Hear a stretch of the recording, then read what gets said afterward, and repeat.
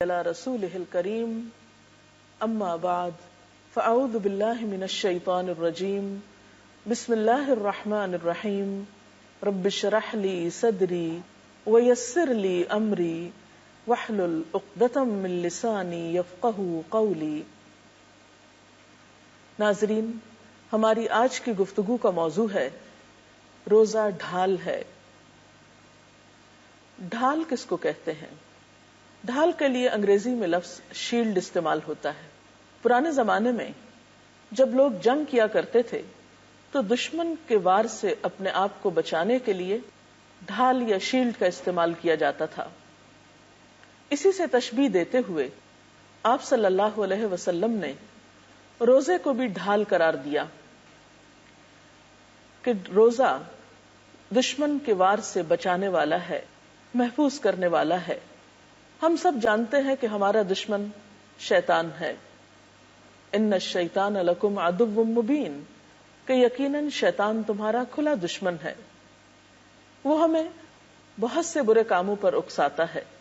رمضان میں جب بڑے بڑے شیاطین کو قید کر دیا جاتا ہے تو خود بخود ہمارا ایک طرح سے بچاؤ ہو جاتا ہے، لیکن اس کے باوجود ہم اپنے نفس کی شرارتوں اور خرابیوں کی وجہ سے بسا اوقات گناہوں میں مبتلا ہو جاتے ہیں۔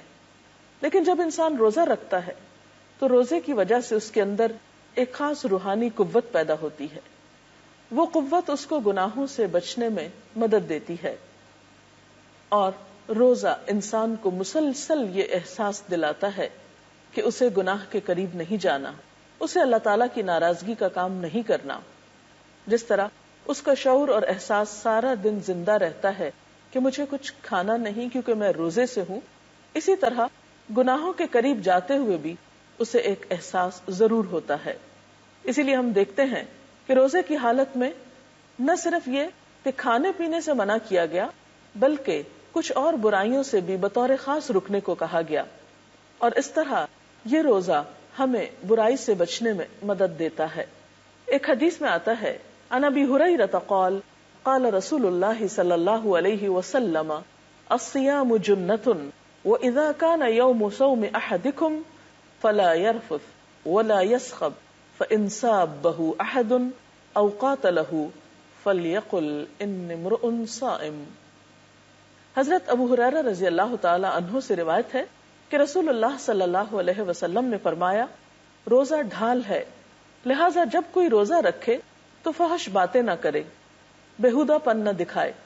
اگر کوئی دوسرا شخص روزہ دار سے گالی گلوچ کرے یا جھگڑے تو روزہ دار کہہ دے کہ میں روزے سے ہوں، یعنی اسے کسی کی بےہودگی کا جواب نہیں دینا، کسی کے لڑائی جھگڑے کا جواب اس شکل میں نہیں دینا، اور اس طرح روزہ ایک طرح سے ڈھال کا سا کام دیتا ہے، یا جھگڑے کو آگے بڑھنے سے بچاتا ہے، اور دو لوگوں کے بیچ میں تعلقات درست رہتے ہیں، کیونکہ کبھی بھی کوئی لڑائی یا فساد یا دنگا یک طرفہ نہیں ہوتا۔ جب ایک شخص حملہ آور ہوتا ہے تو دوسرا شخص اسی وقت چین پاتا ہے جب وہ جواب دے پائے، اور دوسرا شخص جواب کیوں نہیں دے رہا اب؟ کیونکہ وہ روزے سے ہے، تو گویا روزہ ڈھال بن گیا، اس کو برائی سے بچانے میں کامیاب ہو گیا۔ جب ایک انسان دنیا میں اس طرح برائی سے بچتا ہے تو یہی چیز اس کی آخرت کے لیے جہنم سے بچاؤ کا ذریعہ ہو جاتی ہے۔ اسی لیے ہم دیکھتے ہیں کہ نبی صلی اللہ علیہ وسلم نے فرمایا، جو شخص اللہ عز و جل کے راستے میں ایک دن کا روزہ رکھتا ہے، اللہ تعالیٰ اس کا چہرہ اس ایک دن کے عوض جہنم سے 70 سال دور کر دے گا۔ کیوں؟ اس لیے کہ وہ شخص روزہ رکھ کر سارا دن اپنے آپ کو برائی سے بچانے کی کوشش میں لگا رہا، اور کافی حد تک اس میں کامیاب بھی ہوا۔ اسی لیے ہم دیکھتے ہیں کہ جو لوگ روزہ رکھ کر بھی بری بات کرنا نہیں چھوڑتے تو ان کے لیے اللہ کے رسول صلی اللہ علیہ وسلم نے اس طرح فرمایا کہ جو شخص روزہ رکھ کر جھوٹ بولنا اور اس پر عمل کرنا ترک نہ کرے تو اللہ تعالیٰ کو اس بات کی کوئی حاجت نہیں کہ وہ کھانا پینا چھوڑ دے۔ تو گویا روزہ صرف کھانا پینا چھوڑنے کا نام نہیں ہے، روزہ ہم سے اس بات کا تقاضا بھی کرتا ہے کہ ہم جھوٹ بولنا بھی چھوڑ دیں اور جھوٹ پر عمل کرنا یا غلط کام کرنا۔ اسی طرح روزے کی حالت میں گالی گلوچ سے بھی خاص طور پر بچنے کے لیے کہا گیا۔ آپ صلی اللہ علیہ وسلم نے فرمایا، کہ روزے کی حالت میں کسی کو گالی نہ دو. اگر کوئی دوسرا تمہیں گالی دے تو اس سے کہو میں روزے سے ہوں، یعنی جواب نہ دو. اور اگر کھڑے ہو تو بیٹھ جاؤ، کیونکہ غصے کی حالت میں انسان اگر اپنی پوزیشن تبدیل کر لے تو اس کے غصے میں کمی ہو جاتی ہے. روزہ اگرچہ ڈھال ہے، انسان کو گناہوں سے بچنے میں مدد دیتا ہے اور قیامت کے دن جہنم کی آگ سے بچاؤ کے لیے بھی مددگار ہوگا. لیکن یہ بات ضرور یاد رہے کہ یہ بچاؤ اسی وقت ہو سکتا ہے جب ڈھال مضبوط ہوگی.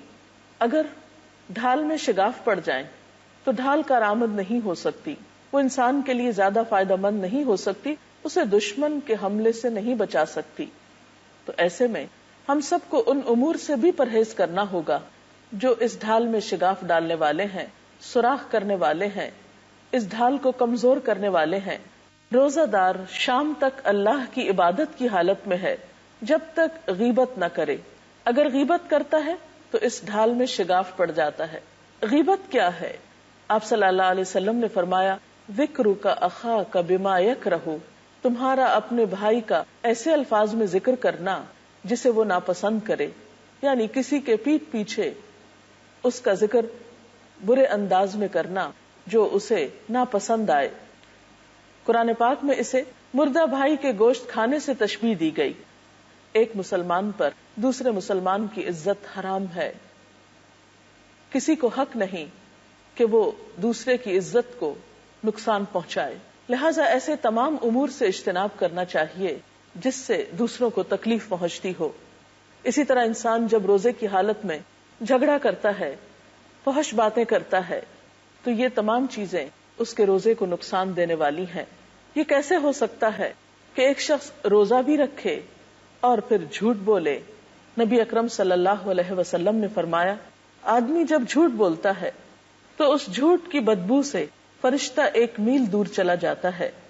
کہیں ایسا تو نہیں کہ ہم روزہ رکھتے ہوں اور بے دھیانی میں یا لاپرواہی میں ہم ان گناہوں کے مرتکب بھی ہوتے ہوں؟ اگر معاملہ ایسا ہو تو پھر کہیں ایسا نہ ہو کہ اس ڈھال میں شگاف ہو جائیں، اور اگر اس ڈھال میں شگاف ہو گئے تو پھر یہ آخرت میں عذاب جہنم سے نجات کا ذریعہ کیسے بنے گی؟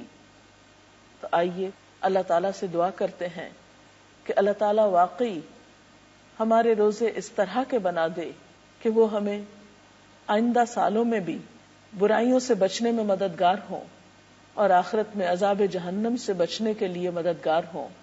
وآخر دعوانا ان الحمد للہ رب العالمین.